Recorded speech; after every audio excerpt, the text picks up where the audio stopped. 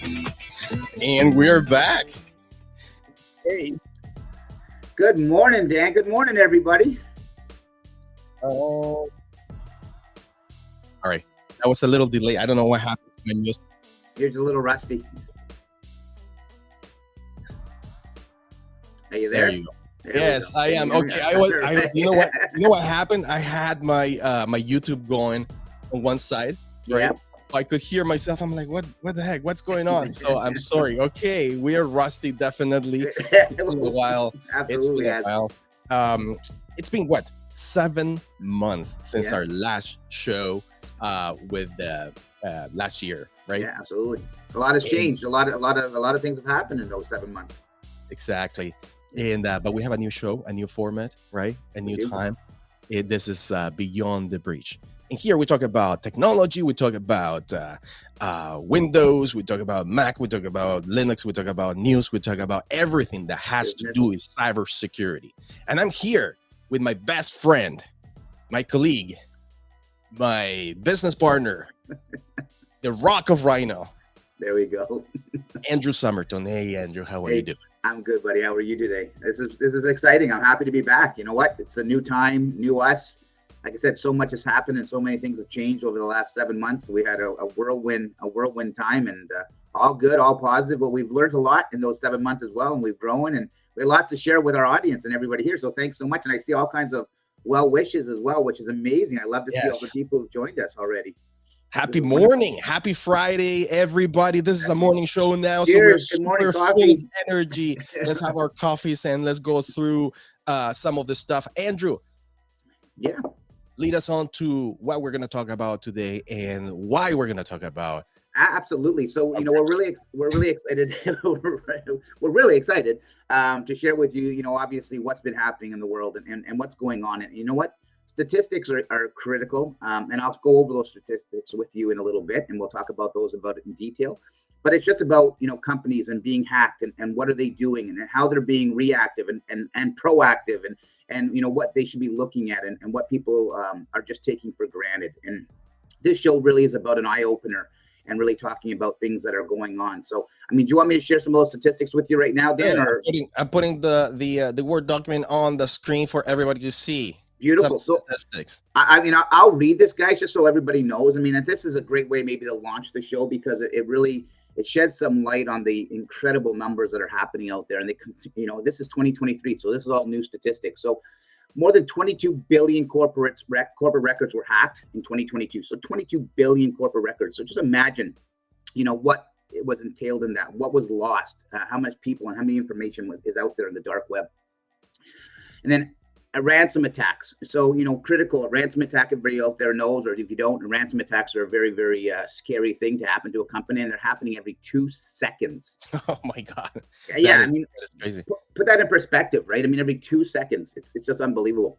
Yeah. And go ahead. Sorry, didn't mean to cut you off, Andrew. You know what? We have like a lot of, I mean, we're in cybersecurity. That's what we do. We have a lot of clients and a lot of people come to us, prospects, after they being hacked, and we're talking about everything like ransomware, data leaks, all kinds of stuff. People that have been hacked come to us, and they're not very happy. It's just a mess, and then we have to clean up the mess, of course, and even deal with the hackers through our partners in terms of the ransom payments and all of that. And it is so bad, right? So when you say they happen every 2 seconds, I definitely believe that. Well, and I think that's the concern, right? I think that's what this show is partly about is the ROI on cybersecurity and why people are being, you know, reactive and not proactive. And that's why it's past that stage now. People need to be proactive. It's not if, it's when. We've been saying that for a few years now. And the statistics are basically, you know, just a big spotlight saying, guys, you need to get protected. You need to be, you know, proactive and not reactive. I mean, if you look here, you know, small businesses, it's never, ever going to happen to me. I'm just a small business. No one wants us. But if you look, 43% of attacks are targeted to small businesses. I mean, that's catastrophic if a small business gets. I like this one that you added here. It says, how many cyber attacks per day in 2023? Yeah. 2,200 cyber attacks. Yeah. per day. Per day. Yeah. I mean, I know you were saying, "Oh man, this is exciting." Well, it's not really it's not exciting. It's eye opening. It's exciting for us, I guess, being in the space and hopefully helping to educate people. Exactly. And this is our business. This is what keeps food on our the lights table. on. Exactly, absolutely. But So, it's not.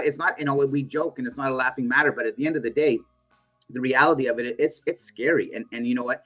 People really need to open their eyes to this. I mean, you look at the average cost of a corporate breach in 2023 is $5 million. Think of that to a small business. I mean, obviously, they're not going to get $5 million out of a small business if they're attacked, but they could theoretically shut them down to the point where you no longer have a company. And that's not a scare tactic. That's just reality. And so, again, it's the biggest thing, too, in this is, do you have a plan in place in the event that or when this happens? And a lot of companies don't. And then it's like scramble. And then you have your employees sitting around, twiddling their thumbs. You have people scared. Do we have a job tomorrow? Do we have, we have clients that and products we're trying to ship out, etc. And it's just a huge concern, and people really need to be aware of it. I think this is really important to understand because, a lot of IT companies and a lot of people, MSPs, a lot of IT services, the IT departments and companies are like, oh, we're protected. We got, great firewall. We got endpoint protection. We got all these different wonderful tools that are very important. There's no question, but 95% of all attacks are human error.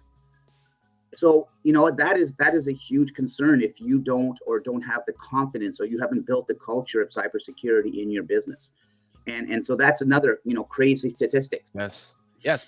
All right. So we're going to tell you what are the most or the 10 top types of cybersecurity attacks right after these commercials. There you go. Stay tuned. Cybersecurity, protect with passion. We assess, implement, and manage cybersecurity for the growing enterprise. For more information, please contact us at rhino.io. All right. And we're back. That's kind of our new format actually is kind of cool. And just for all you out there watching, and we really appreciate you joining us on our first day back.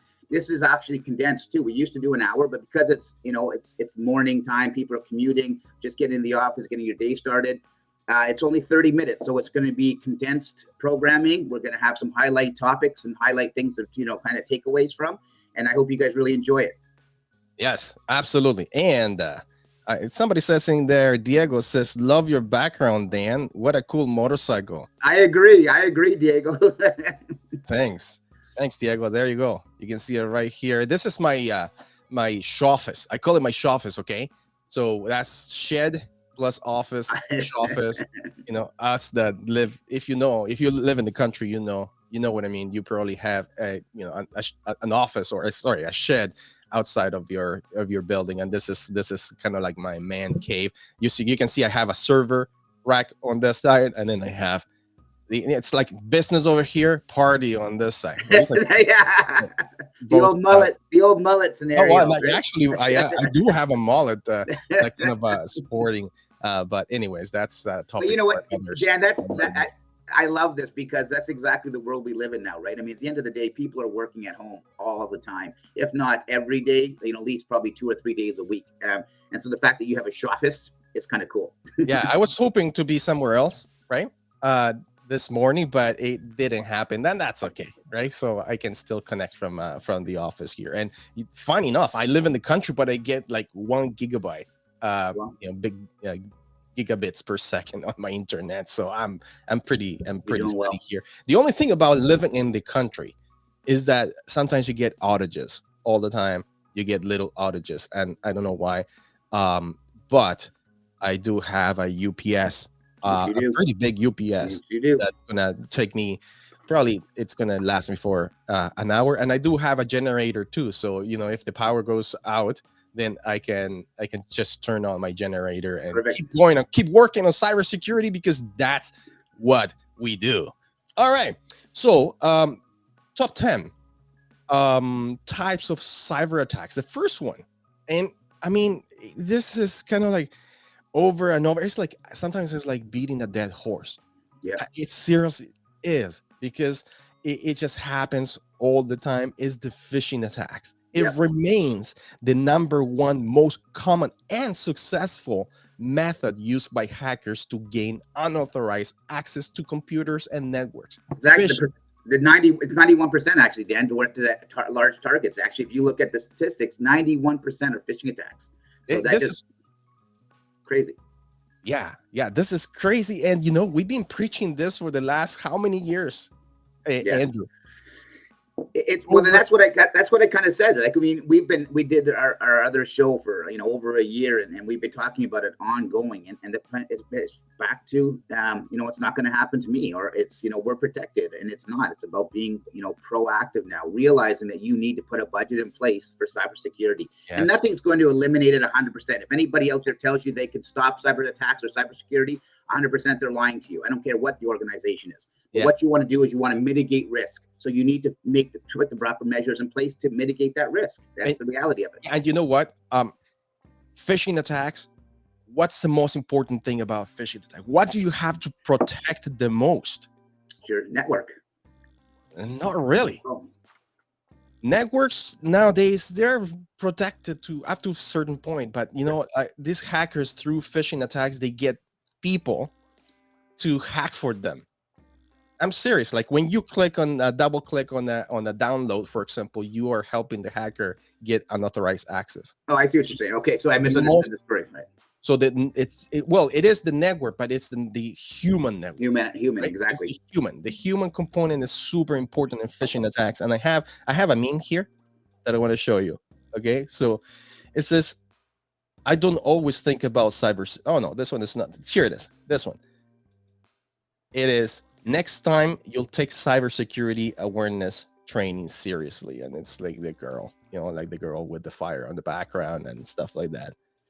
So it's they make light of it and stuff like that, but I think it's so true, right? And I think cybersecurity awareness training is certainly not about building fear. It's about building a culture of confidence and a culture of knowledge, which is going to enhance or eliminate the mounting phishing attacks that are potential. That's going to stop the phishing attack, but it's going to be able to not being clicking on things you shouldn't be clicking on and opening things you're not supposed to be opening.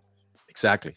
The second one would be weak passwords. Still with two-factor authentication, with tokens, with all kinds of single sign-ons and all the stuff that comes to multi-factor authentication, OTPs, whatever you want. Important. There's still the second, guessable passwords are prevalent vulnerabilities targeted by hackers. So if you think about it, phishing attacks and then weak passwords. Again, they're attacking. That's kind of like half technical, half human, right? Like, as a human, you have to be trained to put to have the strong passwords, but in the technical side of things, you got to make sure that you have dual-factor authentication. And if you're not able, let's say it's a service account, email account, for example, that you're using, and you can't have multi-factor authentication because it's a service account, you have to have some sort of conditional access. What do I mean by conditional access? Well, you have to get licenses in Microsoft, like, E3, E5 licenses, and then you go into your Microsoft 365 panel, for example, and then you can whitelist the IP addresses or the locations where those service accounts can connect to. And then you're blocking a lot of the stuff from out there, right? So those are pretty good tips in here. Dan, in regards to that, I mean, okay, you know what? We always say that it's up to the IT, and then the IT is like, well, it should be the human resources because it's people and all that kind of stuff. Like, what is the right approach? I mean, at the end of the day, to me, it's just like anybody in an organization who feels like they're at risk should be bringing it up to their the people who are in charge, or speaking to your IT team or speaking to your HR, because if you have a lack of confidence, or let's say you don't have dual-factor authentication, or you don't have proper training, I mean, it's up to, I think, the employees nowadays to realize that, we should be asking for it. Yeah. Would you agree with it? Yeah. Yeah. Yeah. Well, it starts from the top. Okay. For sure. What I see is that it's a top-down approach. You can't have people can come to management, right? To employees, to managers and directors, and complain all they want, right? And those people are doing a good for the company. That's where I'm coming from. Exactly. but if the leadership in the company does not take things seriously, it's just, it won't happen. IT professionals, managers, as good as they are, if they don't have the budget to be able to buy the tools, and if HR does not promote cybersecurity as part of their curriculum for learning, it's never happened, and we see it very often where uh like the company just needs compliance, that yeah, just let's sign up for cybersecurity awareness training. I don't care, we don't care how many people take it or whatever, let's just do it so we can put the like the check mark on the Right. on the thing, on the paper, right? So it is a top down approach. And I think you're right, but in regards to, I think, and again, I just want to be, I want to put this out there, because we always talk about corporations and businesses because that's what we do. We're in business to help protect businesses. But as an individual out there, if the company isn't doing it, we live in a cyber world, and we live in technology. You as an individual can go out there and be proactive and learn. I mean, we offer courses at Rhino. There's other courses out there that you can learn on your own through courses like Udemy and places like that, where you as an individual should be proactive and building a knowledge base for yourself. Because even if your company's not doing it, shame on them. But you as an individual should be learning as you go. Absolutely, 100%. 100% on your own, you can take up courses and stuff. I'm all up for that. All I'm saying is that if nobody's paying for my courses, why would I take a course? That's kind of like the mentality, right? Yeah, it's what just sad, unfortunately. Like, Yeah, you're right. in a company, I had to take women's training. So did you, right? Like we all had to take, as part of our HR, we had to take cybersecurity training, but also women's training. If you don't give me the women's training, and I know I have to be safe on the workplace, I won't take a women's course at all, because they're boring. Right? So I mean, we're not in the most exciting I mean, it is exciting for us, but a lot of people, they're like, yeah, well, just computers, whatever, right? So it is. I think it's both ways. As an individual, you have to take things seriously, because you can lose a lot of money, right? Like, for example, your credit cards, your your car, whatever it is. Your reputation, everything, lots of reputation, all of that. Sure. All right, let's go to the next one. The next one is super important. It is unpatched software. So number 3 is unpatched software. Exploiting known vulnerabilities in outdated software is another freaking method used by hackers. Okay, and I'm gonna show you here kind of like the latest news, because it's been everywhere. Let me see. There you go. So I'm just sharing with you kind of from our newsroom, Rhino Cybersecurity newsroom, so you are current. Yeah, that's, you can download this actually if you go to rhino.io, and you can join. You can get this this newsletter every Friday. Yeah, we have a newsletter every Friday, so if you want to join. And also we have our Purple Talk in LinkedIn. We have a lot of subscribers to our newsletter. Maybe you want to sign up.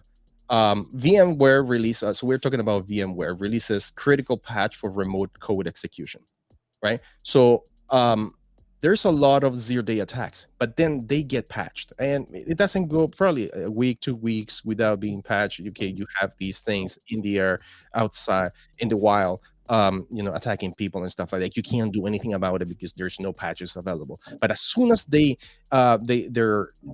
available, you should definitely make sure that your systems are fully patched, because these are some of the they're pretty bad. Like, for example, this VMware, we had a prospect that came to us, and 150 virtual machines in their data center were ransomware.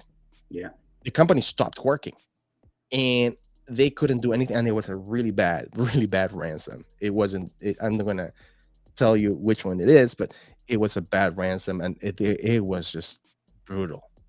These guys were so like devastated, right? And then we have things, for example, where is it? October 25th here, Cisco equipment, guys.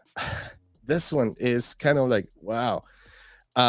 There's a few CVEs that are going around 10, right, in terms of the severity, and 10 out of 10. And this one is Cisco's Discovery, a second zero-day vulnerability despite the decline in hacker devices, right? So um, whoever has Cisco equipment, right? You have to make sure that they're patched, and we send these to all of our clients, right, as part of our newsletter, which I think is really good in terms of threat intelligence, knowing what is uh, what is vulnerable in your company, right? So that's another one. And then there was the where is it? Patching Microsoft, right? This one, for example, this one is for October. Yeah. October 2023, Microsoft releases patches for 103 flaws in October, including 2 active exploits. So this is what we're talking about. We're getting now really technical, right? Like it's not the human component; it is the actual technical part of IT. You got to make sure that your systems, your operating systems, and your equipment, your firmware is fully patched. Yeah. And that's where I have another meme.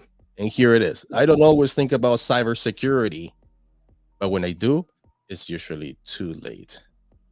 So true. Dun dun dun. All right. Okay. So,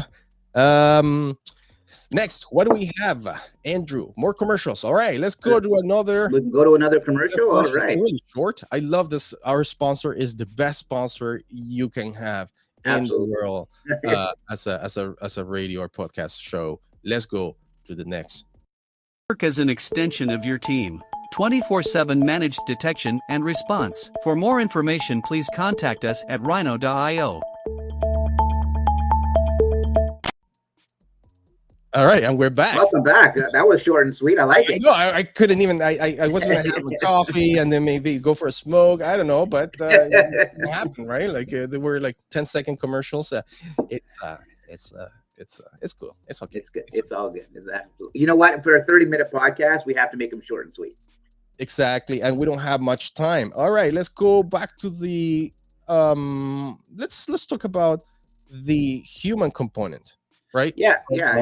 Of the attacks, and I'm going to show my screen here. This is where you were adding. I mean, these are some big things for not only for the company but for the people, like your team members, right? I mean, we talk about the impact that cybersecurity and ransom attacks and things happen to the individual of the company, and one big thing, like you build over the years, trust with your clients, trust with your partners. And all of a sudden, now you've been hacked. You have held ransom. You've lost some critical data. The customer trust is potentially lost, and it'll take you a long time to regain that trust. Yes. And so that's something to really be considered and something to really be thinking about. Sorry to butt in. No, go ahead. You know what's funny? You know what companies are doing nowadays in terms of customer trust, loss of customers' trust? Yeah.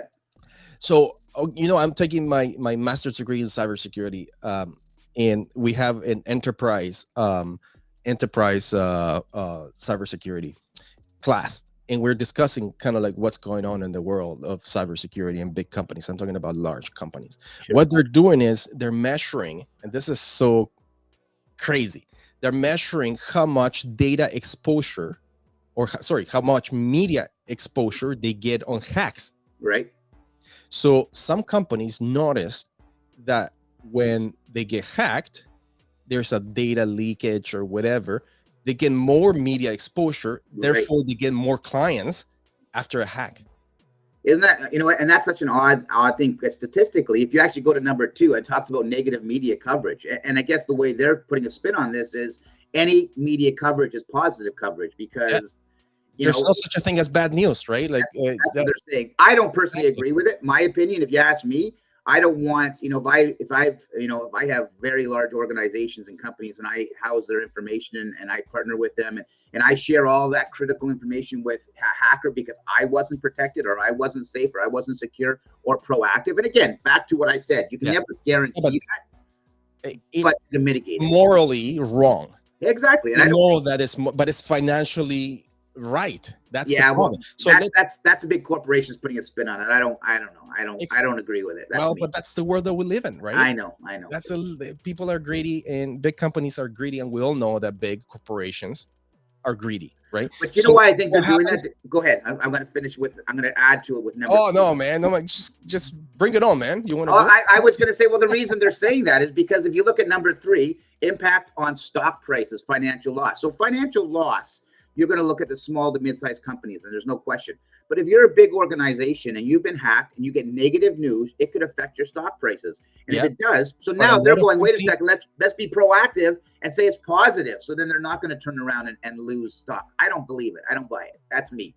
But yeah, but what I'm trying to say is what I'm trying to say is that stock might go up, not down. Right? I know. That's what they're hoping. Because okay, let's put an example, right? Let's LastPass. They got hacked a few months ago, right? LastPass got hacked, and there was no data leakage from customer data, and it was kind of like it was all over the news. Everybody knew about it, right? They lost a lot of people. They lost a lot of customers. Let's say they lost 10% of their customers, but they gained 20% of their customers. And these are just, numbers that I'm making up, right? Like this is not real numbers. But what I'm saying is like they lost a lot of customers, but they promised the world saying, yeah, we're investigating, we're doing this, we're proactive, we're all doing all of this stuff. But at the end of the day, they gain more clients and more customers, and therefore they make more money. See, and this is where I think it's very confusing. It's, you know what, and this is where unfortunately cybersecurity and everything else gets not a bad rap, but people aren't thinking about it because they put twists on it, right? If you look at the 5, we have posted here, 5 ways cyber attacks can damage a company's reputation. So now they're turning and putting a spin on it. You're actually completely, what you're saying is contradictory to what the world of cyber attacks are saying right there, and that to me is a concern, because then the people will say, well, wait a second, if we're not proactive and we do get hacked, yeah, it may cost us X number of dollars, but all the publicity is maybe good for us. Well, that's just crap, if you ask me. You don't want to build on a negative structure. You want to build on a positive. So, loss of business opportunity, current and future.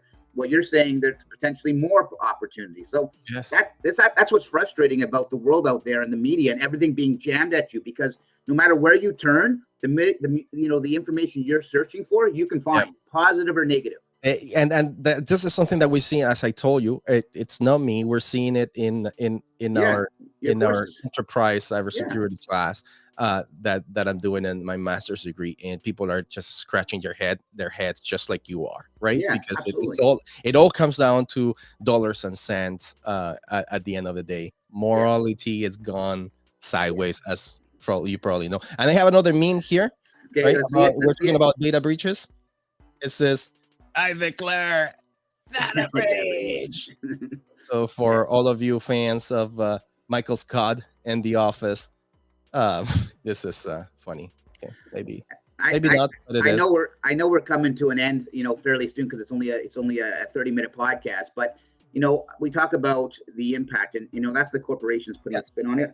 We don't have to go through the 10. I just I don't think number 10. I think these are the 3 most important ones, and let me just repeat them. The first one is obviously it's going to be phishing attacks. The second one is weak passwords, and the third one is unpatched software. And you know what? I said 10, but we can't go through all 10 of them because we only have 30 minutes now. I forgot. I totally forgot about our 30 minutes instead of 1 hour. So that's okay.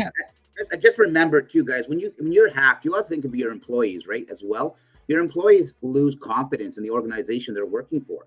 And that's a big impact, because people don't want to work for a company that has a bad reputation or has been hacked, or potential loss of data, or maybe they feel insecure or unconfident with the future of the company because they're not doing all the right things. So that affects your company. That what you're saying, it puts a spin on the positive for potential more business, etc. But the human component, the employees that kind of hold you together, if they don't have the confidence as a company, are they going to want to stay with you? I don't think so.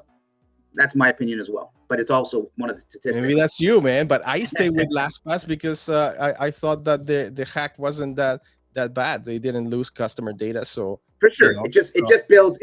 All it does is builds a lack of confidence. All right. So we're at the end of the show, 9 o'clock.